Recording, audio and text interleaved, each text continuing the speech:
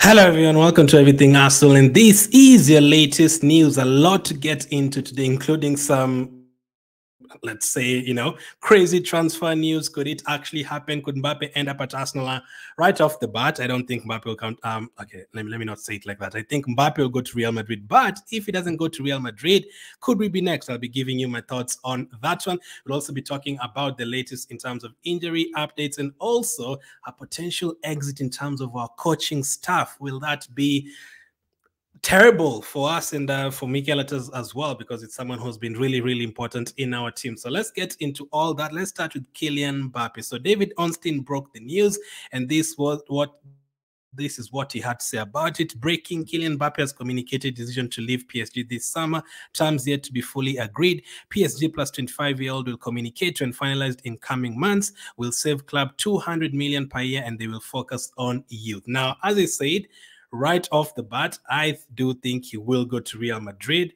But if he doesn't, then I'm hoping we can be next. Now, I'll be giving you my thoughts on that. But Mbappe Real Madrid has always been Mbappe's dream club. Fully understandable. It's Real Madrid, the team that has won the Champions League and the European Cup the most times. One of probably the biggest attraction in terms of football. Like if you ask any footballer, any young footballer and stuff, which team you'd like to play for, they will say Real Madrid, and that is understandable completely. People have obviously seen the likes of Kaká and Ronaldo and the original Ronaldo as well, and Zidane, all these guys playing for Real Madrid, and it's a big attraction in terms of European and world football. So everyone wants to play for Real Madrid. On top of that, Real Madrid is the team that, if Mbappe was going for a transfer fee, let's say 2 years ago or something, Real Madrid is potentially the only team that could afford him because of that price. Real Madrid is the only team that could pay that kind of money and those kind of wages.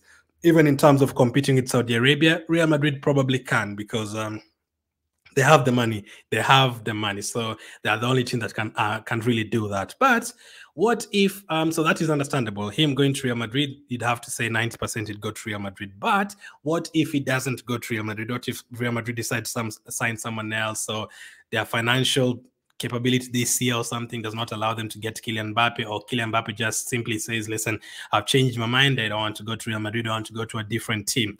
Can we be the next one? Now, if you're to tell an Arsenal fan that, one Arsenal fan would say that 6-7 years ago that Mbappe, Arsenal in the conversation to get Mbappe alongside Real Madrid and Man City and Liverpool, people would laugh at you.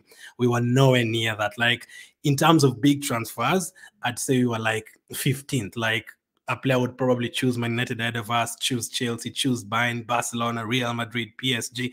All those teams were ahead of us in terms of attracting players. But at this very moment, because of us competing for league titles, because of us going back to the Champions League, because of us having an attractive structure in terms of the team and the everything, basically the training ground, the players as well. 5 years ago, you'd not really ask someone to come to us and tell him you're going to play with this one and this one. They'll not really be interested. Right now, you can tell them, listen, you're going to play with Saka, one of the best young players in the world. You're also going to play with Martinelli. You're going to play with Odegaard. You're going to get chances created for you. On top of that, there's Saliba, Rice, world-class players in the team as well. That is attractive. People would want to play for you for sure. But 5 years ago, not really. So we are in the conversation at least. Even if we don't get Mbappe, we are in the conversation. 5-6 years ago, we'd never been in the conversation. So that shows you that we are definitely doing something right in terms of that. And this is what Miguel Delaney had to say about that. Could Mbappe potentially join Arsenal? Well, Kylian Mbappe would willingly join Arsenal. That is in part a question of legacy too, since it appeals to the player to follow Thierry Henry. However, Arsenal, like Liverpool, just didn't want him that badly to break their entire financial strategy. So we are in the conversation. He'd want to play for Arsenal because of, Thierry Henry. As you can see, Mbappe, when he was young with Thierry Henry, that's something he'd like to do. But it definitely, I think, would be good for him to move to Arsenal. Even Liverpool, I actually do think going to Liverpool as well would be great for him. Even Real Madrid, for sure. Like, I don't think any of those teams would be a bad move for him. But would it be a good move for those teams? We're here to talk about Arsenal. Would it be a good move to, player for Arsenal to come to Arsenal and join Arsenal? Will it be a good move for us? Now, there's two parts of me when it comes to Mbappe joining Arsenal. One of them, one of them says, "Are you crazy, Kylian Mbappe to Arsenal? Absolutely. Why even think twice about it. Yes, sign him. If he's available, go out there and get him. This is a World Cup winner. This is a player who's been great for the last 6 years. Since he was a teenager, he's rocked up to a World Cup final and scored a hat-trick. He had just won the previous World Cup before that. He's been great in international football, in club football. I mean, he's not won the Champions League and stars, but he's a player who can help you win those Champions League and stuff like that. For sure. That is one part of me says you're crazy if you don't want to get Kylian Mbappe. You have to get him. He's one top 3 best players in the world right now and over the last 5 years. And then the second part tells me you do know if you get Kylian Mbappe, you're going to have to potentially even get rid of Martinelli and Trossard and then to fit in this one player. And is he really going to be humble enough to play for Arsenal? Is he going to cause drama at Arsenal? Will he join Arsenal and then after 1 year, he's like, nah, I want to leave? Will he cause too much drama in terms of Mbappe is going to get paid £500,000 a week?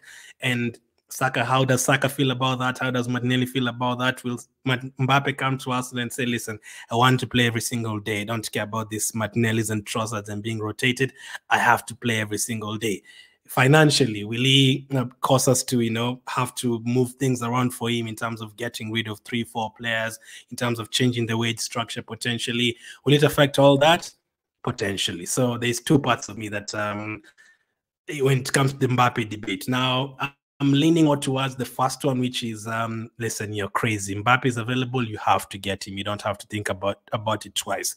Yes, Mbappe is one of the best players in the world. You have to get him. But we have to look at both parts. There is a chance he could come to Arsenal and then after 1 year leaves. There's a chance he could go to Liverpool and be like, nah, cause so much drama within a year and move away. And the team that you've built right now is a team that is, everyone is together. Everyone is together following the project. Today Martinelli will play, tomorrow Trossard will play, tomorrow Havertz will play, the next day Jesus will play, the next day Nketiah will play, the next day, there's only like 5 players who are always going to play, but everyone else you can rotate. And that has always been the thing with Arsenal. They've always been the thing with Liverpool, with Man City. So will it cause drama in terms of that? Because players like Mbappe and Ronaldo and Messi, they're not used to being rotated. You have to play them every single day. So in terms of just being like humble and in terms of the togetherness in the team, will someone like Mbappe break apart that?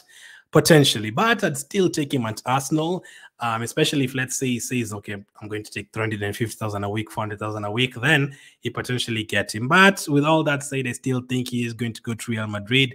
And if he goes to Real Madrid, remember, even if you don't get Mbappe, there's other opportunities that will pop up after that, because Real Madrid is his first choice. We are just talking about if he doesn't go to Real Madrid. So if Mbappe ends up at Real Madrid, that will cause other things to move around. Now, in terms of David Ornstein saying PSG will focus on youth, nah, we don't really care about what PSG's next move is. We want to focus on Mbappe and what else can happen. Now, if Mbappe goes to Real Madrid, the chances of him playing with Bellingham, Rodrigo, and Vinicius, it's really crazy, to be absolutely crazy. But there's no one who say they're going to play together. That could cause Vinicius to move. That could cause Rodrigo to move.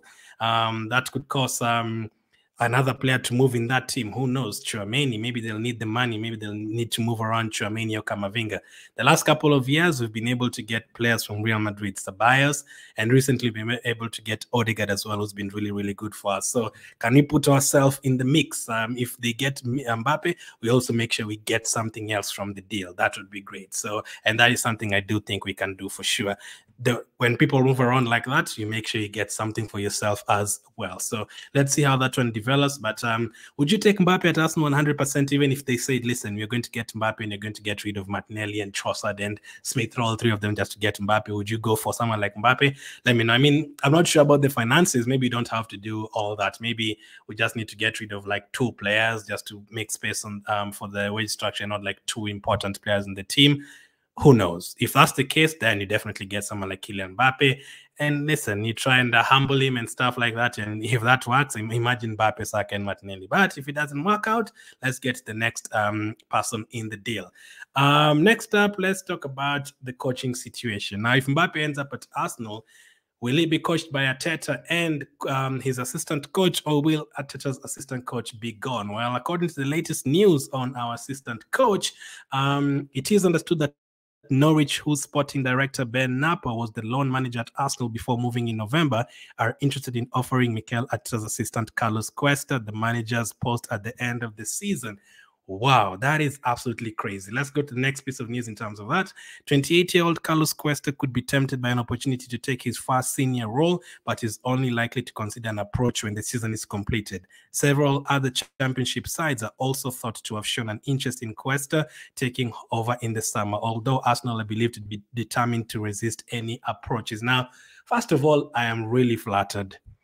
We have a 28-year-old assistant manager that is being linked with moves to being a manager in those teams, not assistant coach or anything like that. Those teams want him to become the manager there.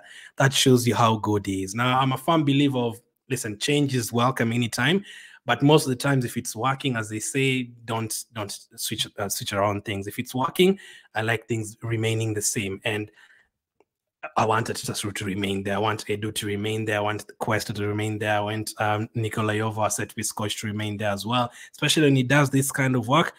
Check this out. Carlos Cuesta is one of Mikel Arteta's closest confidence and has been credited with helping to transform Arsenal into title contenders through his role as individual development coach, with a heavy focus on improving tactical understanding.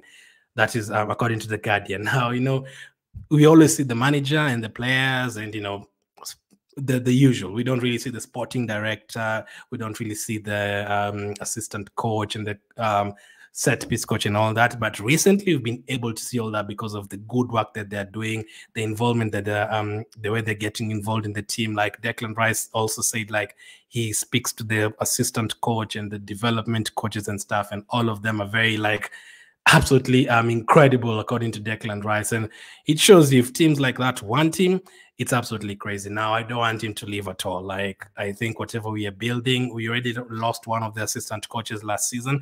I don't want us to, we've survived that, but I feel like this one is even more important in terms of our team. We wouldn't want to lose him as well. I want to keep things together, because if we don't win a title this season, we need to build again for next season, because we are this close. We cannot, like, lose people and then go back down.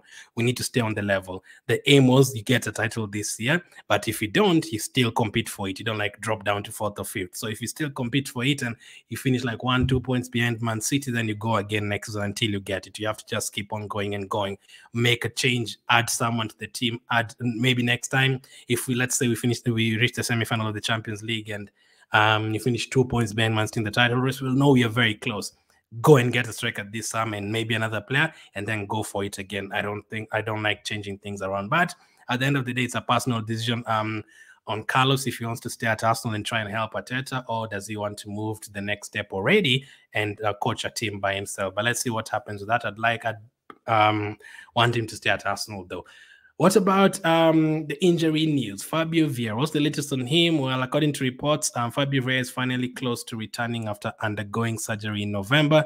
The midfielder is hoping to make the squad for the first leg of the Ghana's last 16 Champions League tie in Porto next week. So we are playing against his former team, FC Porto. I mean, at the summer transfer window, a lot of people are saying, nah, get rid of him. And I was saying, no. Give him a second season. If the second season goes by and he doesn't really impress anyone, then you can think about getting rid of him. But the way the second season started, he won us the Community Shield, that final penalty, very confident. He was looking very good off the bench against Fulham, played really well. There's another game he came on and scored as well from the penalty spot. That game against Fulham, he came on and assisted. He was looking good up until his injury. We're even talking, there was even debates about him playing as the number 8 next to Odegaard, but now at the moment, he's obviously dropped down that pecking order because Havertz has now played regularly. Trossard is coming to his own as well. Smith Rowe is back in the contention as well. If Partey is back as well very soon, Jorginho is there, which means Rice can play in the number 8 position. So in terms of the pecking order, you have to really, really, like, prove yourself, and that will take time. But let's see if how he does after he comes back. I was really impressed with how he had been doing this season, but unfortunately he got a red card and then somehow he got an injury during his suspension, and he was been out for like 2-3 months. But hopefully he returns for that FC Porto game. In terms of other transfer news, you already talked about it the other day, but there's more news on Nico Williams. According to reports, he's among the players Arsenal are monitoring for the upcoming summer transfer window. We talked about getting backups for Martinelli, and for Saka, it will be very, very important. And Nico Williams is one of those players that will take it to the next level. Like if you get Nico Williams, his brother Inaki Williams, Rafa Leao, in terms of wingers, those are really, really exciting wingers. Neto is, but in terms of injuries, it's a problem. So let me know what you make about all that. Slightly late video because there's a lot of news coming up late, including the Mbappe one. But hey, we have another one here. Let me know what you make about the Mbappe news. Would you want him at Arsenal? What about the assistant manager? Would you want him to stay, or you like not really worried you can get another one? Let me know how you feel about that. And also Fabio Vieira's return. Thank you for watching, and I'll catch up with you guys on the next one.